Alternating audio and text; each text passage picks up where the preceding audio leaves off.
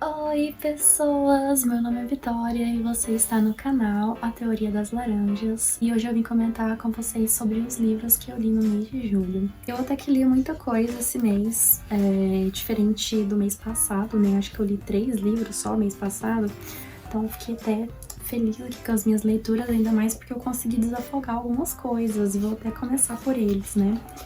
Consegui finalmente ler Serraria Baixa Astral, né, o 4º volume de Desventuras em Série do Lemony Snicket. Pra quem não sabe, eu estava com esse projeto, eu acho que desde fevereiro, né, de ler um livro de Desventuras em Série por mês, né. É uma releitura pra mim, eu gosto demais dessa série, mas eu ando flopando aí já faz uns 3 meses, e esse mês eu consegui finalmente ler o Serraria Baixa Astral. Então eu acho que talvez mês que vem eu consiga ler mais uns 2 volumes, vamos ver, não vou prometer nada, inclusive nem coloquei na TBR, né, pra não ter toda essa pressão, mas consegui aí ler. E eu não me lembrava que eu gostava tanto de Serraria Baixo Astral, aqui eles vão literalmente pra uma serraria. A serraria se chama Serraria Alto Astral, mas totalmente o contrário, né, porque é tudo muito caótico por lá. E aqui a formulazinha, por mais que ela permaneça, né, aquele negócio dos órfãos irem para um novo tutor, Conde Olaf chega e bagunça tudo e os órfãos precisam ir para um outro tutor. Segue esse ritmo, mas aqui o Conde Olaf ele demora um pouquinho mais para aparecer, ele usa uns artifícios diferentes assim para tentar capturar os órfãos. Assim como os outros livros, esse é um livro bem pessimista, tem algumas cenas meio pesadas assim, apesar de que elas são meio que camufladas, né, pelo bom humor do autor, até porque é um livro de literatura infantil, né, então não tem como ele pesar muito a mão, mas quando você vai parar pra pensar, é uma história extremamente pesada. Inclusive, o finalzinho ali desse livro, uma morte específica ali de um dos personagens, é bem macabra. Mas, enfim. Eu consegui finalmente, gente, finalizar o Messias de Duna, do Frank Herbert. Pra quem me acompanha aí também sabe que eu coloquei ele na minha TBR de uns 3 meses atrás, assim, eu não consegui fazer a leitura. Tava aqui na minha pilhinha de livros encalhados e eu acho que foi extremamente importante eu ter conseguido finalizar essa leitura, porque agora eu estou com gás a mais para desencalhar os outros livros. E foi uma surpresa porque quem viu aqui os meus vídeos anteriores de leituras do mês, sabe que a minha dificuldade com esse livro é porque eu não tinha gostado do início, né? Eu li as primeiras 60 páginas ali e eu não tinha engrenado. Tem muitos personagens que são os mesmos, né? Só que entram personagens novos, inclusive entra ali a irmã do Paul, né, que é o personagem principal de Duna. Aí vai entrar a princesa Irulan, que é uma personagem que ela está presente em Duna, só que a voz dela, entre aspas, é muito mais camuflada, né? Mas eu não tava gostando muito porque era mais a princesa Irulan que aparecia, e aí um tanto de gente tentando ir contra o governo do Paul e tentando dar um golpe mesmo, tirar ele dali, um rolê muito absurdo. Então eu não tava gostando muito, só que na medida que eu fui lendo, né, quando eu peguei finalmente, falei, não, eu vou ler esse livro. Gente, eu fiquei encantada, foi incrível, o final desse livro é tipo de arrepiar e, assim, eu tô num dilema, porque eu tô com medo de pegar o volume 3 e ser a mesma coisa, sabe? Ser aquele início lento e meio entediante, sabe? E decepcionante também, por ele estar indo contra meus personagens favoritos e tal. Ainda mais porque o final dele, eu não entendi muito bem, eu não sei o que houve ali com um dos personagens que eu mais gostava da história. Então eu não vou te dizer porque vai ser spoiler, mas eu tô assim... que houve com o meu personagem? Ele ainda vai existir no próximo livro? Então, assim, não estou no hype, não estou com vontade de pegar o 3º volume agora, inclusive nem tenho ele aqui, mas uma hora eu vou pegar, né, porque eu gosto muito desse universo, mas não vai ser agora. Eu li bastante livros de parceria, inclusive eu consegui completar a minha TBR mais ou menos, assim, faltou um livro que eu não iniciei, mas... sinto que eu meio que compensei isso lendo esses 2 livros que estavam encalhados, mas enfim, bora lá. O primeiro livro de parceria que eu li com a editora Inverso foi o Vingança e Perdão, do João Gilberto Marim Carrijo, mas ele é chamado por mim carinhosamente e pelos meus espectadores lá da Twitch, né? Pra quem não sabe, eu estou fazendo lives lá na Twitch. Te convido a ir lá conhecer meu canal na Twitch. Os meus espectadores chamam esse livro A Vingança de Pedrão, tá bom? E é mais ou menos isso mesmo, só que o personagem não se chama Pedrão. Aqui, no início da história, a gente vai conhecer ali alguns personagens aleatórios, vai ficar perdido porque são muitos personagens.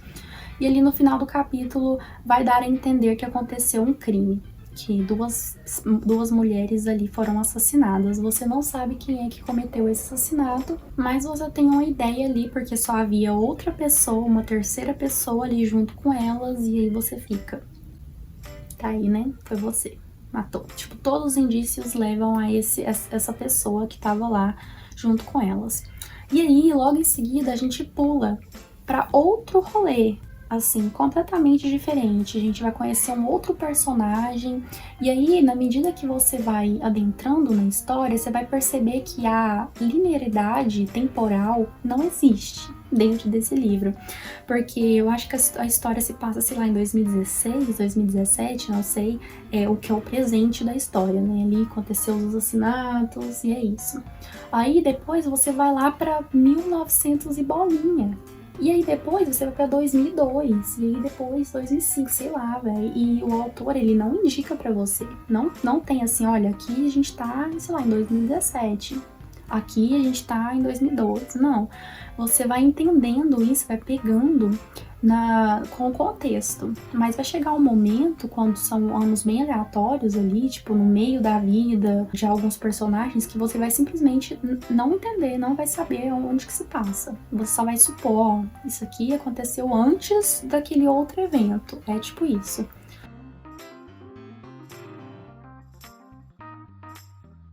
Você não vai saber exatamente quando na linha temporal que os eventos vão se passar.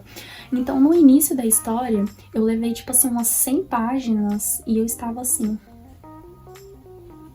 Juro, gente, eu tava muito entediada, porque eu não conseguia entender como que aquilo se encaixava, e eu queria saber o que estava acontecendo, se tinha acontecido um assassinato, quem é que tinha matado, e ele tava contando a história lá atrás, velho, de a infância de não sei quem, e de como tal pessoa se tornou um advogado. Mas aí, gente, lá pro meio da história, tudo vai se interligar, tudo, absolutamente tudo se interliga, e aí que eu percebi que o autor é realmente muito massa.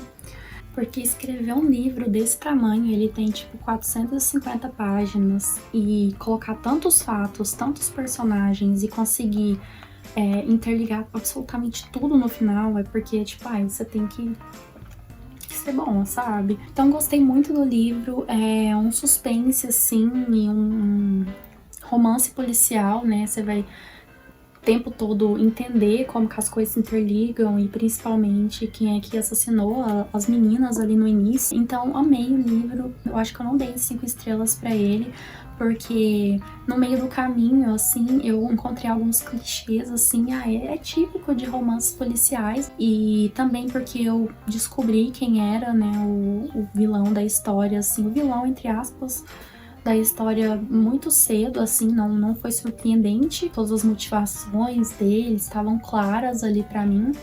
E uma coisa que eu desgostei, assim, não tem problema, gente, gostou dos clichês, tá bom. Tipo, tira um pouco da qualidade do livro, mas tudo bem. Mas o que eu não gostei foi o fato de o autor ter tentado amenizar toda a situação por parte ali do vilão. Pra mim, não teria perdão, eu não perdoaria. É isso. Mas gostei demais, acho que vocês têm que pesquisar aí, tentar encontrar o livro. Eu vou deixar aí na descrição o link, né? É um livro realmente muito bom e eu juro, você não vai se arrepender. E eu li também, gente, o Vozes do Ariel Celeme, e acho que esse daqui nem precisa eu comentar, né, porque eu fiz uma resenha aqui no YouTube pra ele. Eu gosto muito da escrita do Ariel Celeme, eu acho que ele conduz muito bem as suas narrativas, né. E aqui a gente vai ter um romance policial também, vai acontecer diversos eventos ali que a gente vai tentar entender. E também a gente vai tentar entender a figura misteriosa do Marlon Antonini, que vai servir como antagonista da história. Ele é um homem muito rico e super antenado às questões tecnológicas, assim, ele investe muito pesado nessa área. E a gente vai tentar entender como é que ele chegou nesse patamar, né, de ser considerado o homem mais rico e mais importante do mundo inteiro. É uma vibe com uma ficção científica ali e de mistério. Também tem muitos personagens aqui, assim como Vingança e Perdão, mas tem uma vibe muito diferente, assim, ele é muito mais fluido nesse quesito, você já entende desde o início o que tá acontecendo. Mas a linha temporal dele também é bem diferente, assim, mas segue uma linearidade, ao contrário do outro que eu mostrei, né? Aqui a gente vai ter diversos momentos, né, da história que vai acontecer, os fatos ali. A gente começa com um personagem, depois a gente vai pular para outro dali 2 anos depois dali 30 anos depois. Então não se apega aos personagens, porque eles vão ir embora, né? Tipo, eles vão deixar de ser relevantes para a história em algum momento. Mas gostei demais, e se você quer saber um pouco mais dessa história, vai lá conferir a minha resenha, eu vou deixar aqui nos cards para você entender um pouquinho melhor do que se trata, mas é isso, gente. Li também de parceria o Amores Internacionais, Casei com um Estrangeiro e Agora, da Liliana Tinoco Bachert, e tipo assim, você pode olhar esse título e falar, nossa, que bosta de livro. Mas, gente, eu fiquei muito surpresa. É um livro de não ficção, né? Como deve ter dado pra perceber pelo título. E ele vai se tratar literalmente disso, né? De amores internacionais, de pessoas que saem aqui do Brasil, né? Na sua maioria mulheres, né? O foco da autora são as mulheres. Saem do Brasil para se casar, né? Com pessoas de outros países. Ela própria, ela se casou, acho que com um alemão, se não me engano, ou suíço, não sei. Então ela vai contar sobre essas experiências dela, mas também sobre experiências de diversas dezenas de outras pessoas, outras mulheres, né? E contar sobre as partes boas disso, sobre os problemas de diferenças culturais, né? E também as partes ruins, né? Que essas mulheres acabam, em grande parte das vezes, sofrendo grande preconceito lá fora.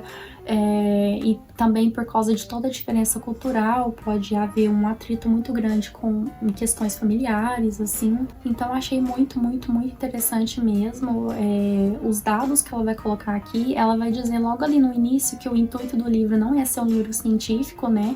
Que é para ser um livro, tipo uma espécie de livro-reportagem, mas ela traz muitos fatos científicos, até porque o mestrado e doutorado dela, se não me engano, foi nessa área, né, de relacionamentos biculturais, eu acho que ela chama. Então você percebe que ela tem todo um embasamento teórico e ela sabe mesmo o que ela tá falando. Então, em alguns momentos aqui eu achei muito divertido, informações de utilidade pública mesmo. Ela vai desmistificar alguns estereótipos culturais, assim, mas também ela vai tratar de assuntos muito pesados, né? Tipo, dessas mulheres que vão pra lá e elas acabam sendo oprimidas pelos maridos, e essas mulheres acabam sofrendo violência psicológica, às vezes até física. Enfim, ela vai abordar diversos momentos e diversas situações aqui que podem acontecer nesses relacionamentos biculturais, que é o que ela chama aqui, né? Então gostei bastante, recomendo muito para vocês aí que têm interesse nessa área, né? E por fim, né, o último livro que eu li aí no mês foi O Fim da Eternidade, do Isaac Asimov. Eu não tinha colocado esse livro na minha TBR, foi totalmente de repente, assim. Por que eu li ele? Porque ele está disponível no Kindle Unlimited, né? Não sei se vocês têm Kindle Unlimited aí, se vocês assinam, mas ele está lá, né? E aí eu vi como uma oportunidade, né? Porque pra quem não sabe, se você tem uma Alexa, ela lê os livros que você tem no Kindle. Então eu vi isso como uma oportunidade, porque eu gosto muito de ouvir áudios, né, audiobooks, só que eu não gosto de comprar, né, gente, porque não faz sentido, ainda mais porque eu tenho um livro aqui. Então eu peguei lá o livro pelo Kindle Unlimited e li ele, assim, muito rápido, gente. Foi, tipo, 4 dias e olha que eu estava lendo ele em conjunto com outras coisas.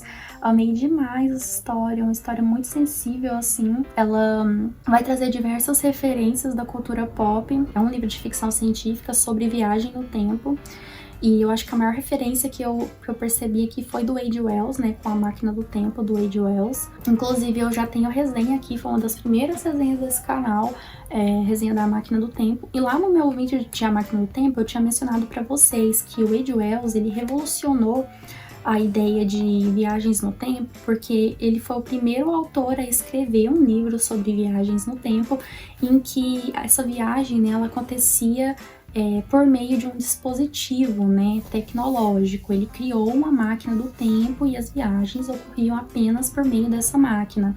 E eu achei essa referência aqui, porque o Isaac Asimov, ele é do século XIX, né, ele escreveu esse livro depois ali do H.G. Wells e tal, inclusive ele cita H.G. Wells aqui dentro.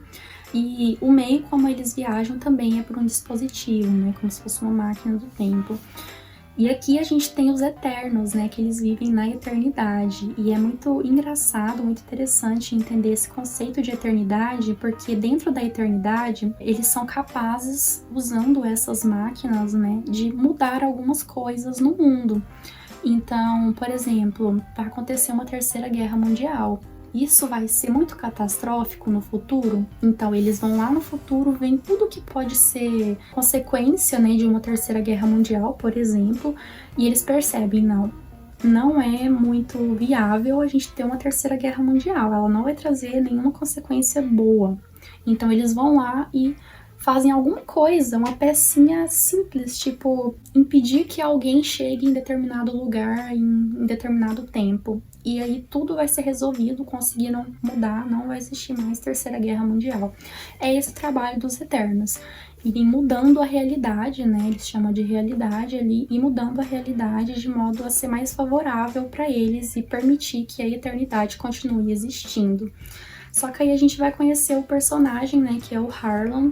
Ele é um técnico, ele ajuda ali nesse processo de micromudanças, né, e ele vai se apaixonar por uma mulher, e tudo o que ele vai fazer vai ser focado nessa mulher e nesse amor dele, e é muito bonito o final, me surpreendeu muito, eu confesso que eu não fazia ideia de que ia ser aquilo. Também acho que talvez esse livro tenha um pouco de Dark também, com aqueles paradoxos lá, paradoxo do avô, que é quando uma pessoa encontra ela mesma no passado, e também aquele paradoxo de Bootstrap, se não me engano, que é quando você não sabe quando uma coisa realmente existiu, se ela sempre esteve lá, enfim.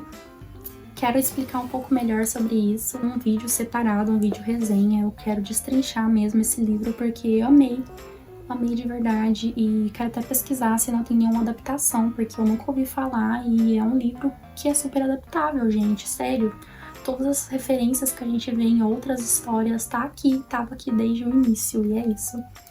Bom demais esse livro. Algumas pessoas disseram que ele é um livro um pouco difícil, assim, de entender, de engrenar na leitura, e no início, ali nas primeiras 50 páginas, eu confesso que eu não estava entendendo absolutamente nada, porque a linha temporal dele estava se misturando, né, claro, viagens do tempo.